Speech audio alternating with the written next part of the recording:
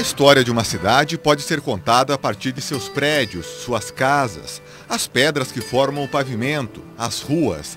Cada canto guarda um pouco de nossas origens. A Rua São Francisco, no centro histórico de Curitiba, é um registro vivo da capital paranaense. Aqui ficam alguns dos prédios mais antigos da cidade, muitos preservados, outros sofrendo com a ação do tempo e o descaso.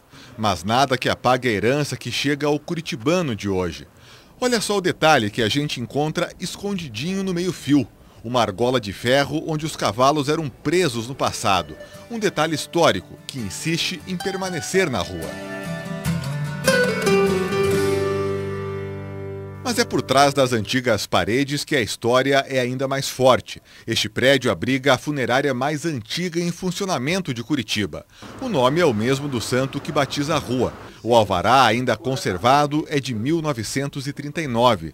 O atual dono mantém preservada também a papelada dos primeiros impostos, pagos durante os 70 anos de funcionamento. Agora, orgulho mesmo são os recortes de jornal que registram o enterro que a empresa fez de figuras ilustres de Curitiba, como o ex-governador do estado, Manuel Ribas, falecido na década de 40. Antigamente se fazia um velório com todas as tradições, com todas as honrarias que se fazia necessária, né? Carro aberto, pessoas caminhando atrás pelo centro da cidade. Caminhando atrás pelo centro da cidade, sem pressa, todo mundo respeitando o cortejo, né? E aqui neste ambiente que nos faz pensar sobre o fim de qualquer ser humano, neste caso em específico, nos remete também ao começo da vida. É que neste prédio que hoje abriga a funerária tão conhecida na capital paranaense, já funcionou também uma das primeiras maternidades de Curitiba. Muita gente já nasceu aqui entre essas paredes. É o fim e o princípio, se encontrando no mesmo espaço. A Casa de Saúde São Francisco, que foi também uma das primeiras maternidades de Curitiba, funcionou no prédio até o ano 2000.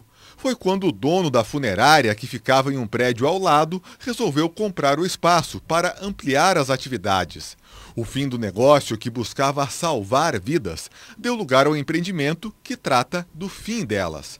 Ainda hoje o local tem uma sala com os prontuários dos pacientes. É uma exigência da lei, que também ajuda a preservar a história da maternidade que virou funerária. A neta do antigo dono trabalhou como enfermeira no hospital e é a responsável pelo arquivo que guarda tanta história de vidas que passaram pelo prédio. Esses prontuários que vocês guardam aqui, muitos deles têm a sua letrinha quando a senhora trabalhava como enfermeira. Como é que é ter contato com esse material? No começo eu chorava muito quando eu vinha, agora eu choro menos. Mas realmente mexe com a gente, mexe com a emoção. O que é difícil de esquecer é justamente o último dia de atividade no hospital. Eles começaram a entrar com os carros deles no pátio e eu fechei a janela da copa. Esse dia foi muito marcante na minha vida, porque eu pensei, o hospital está morrendo, literalmente. Os corredores ainda parecem guardar o espírito da casa de saúde. As velhas enfermarias e quartos hoje são depósitos para os caixões da funerária. Bom, e aqui em toda essa ala que nós estamos andando era onde ficavam os quartos, né? Pacientes internados, eram enfermarias com 2 leitos, né? Aqui entrava um sol bonito, de manhã inclusive, e agora estão aqui, depósito de caixões. Foi de uma janela como essa que a senhora acompanhou o fim do hospital, né? De uma janela sim, que era a janela ao lado, que eu olhei para fora e vi que o hospital tinha terminado. Como é que foi? Foi triste. De maternidade à funerária, um ciclo que muitos cumpriram do começo ao fim por aqui. Tem gente que nasceu e teve o sepultamento providenciado neste mesmo lugar. O dono confirma o milagre, só não entrega o nome do santo. Eu não vou falar o nome, mas isso é verdade, é verídico e tem pessoas que vão ouvir e vão dizer do meu pai que ele está falando. Um prédio que proporcionou o começo da vida e selou o fim da jornada de muitos curitibanos. Histórias que sobrevivem na velha Rua São Francisco, assim como a argola de prender cavalos, esquecida ali no meio-fio. É o fim e o princípio se encontrando no mesmo lugar.